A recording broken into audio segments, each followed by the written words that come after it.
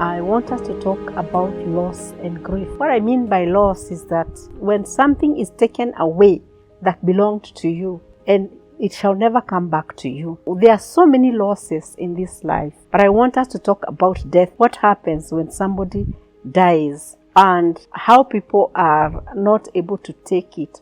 And sometimes they look like they have already taken it well, and you hear some comments from people which sometimes as psychologists we look at them as red cards in life, because by the end of the day that person gets into what we call complicated grief.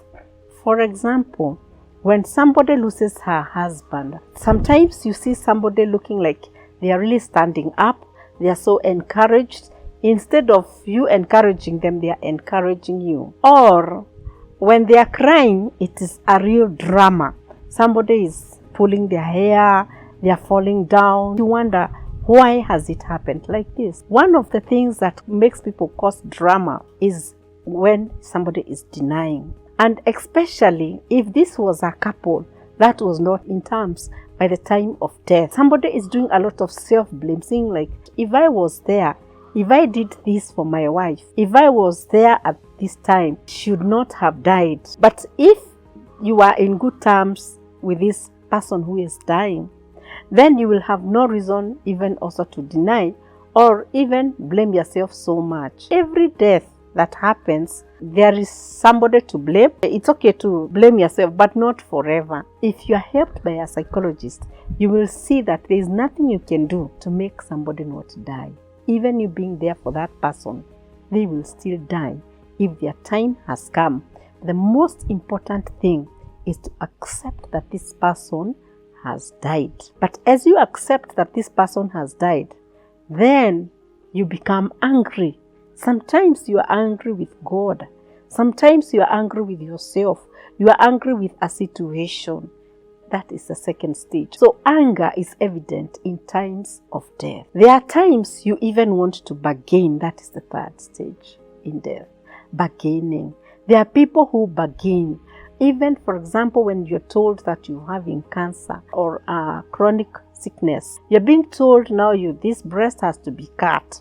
And you're there saying, no, I know God is going to help me. And there is nothing wrong with that.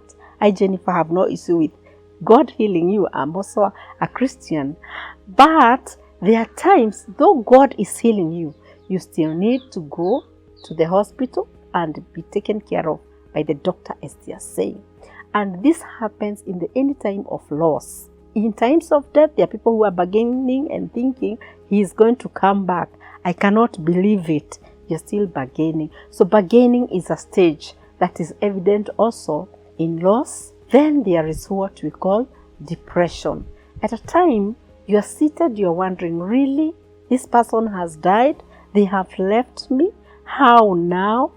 You get depressed, and at times you're not even able to eat, you're not able to drink, you have no energy to move on. And at this time, there are people who even commit suicide because they are depressed, they are sick. You should be helped so that you are able to move on. And then there is the time that somebody accepts.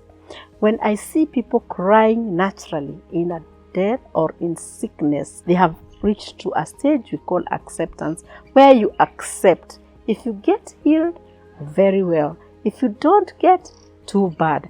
And at this stage, especially to those people who have chronic sicknesses, it is very important to accept yourself on time, because you will leave your house in order.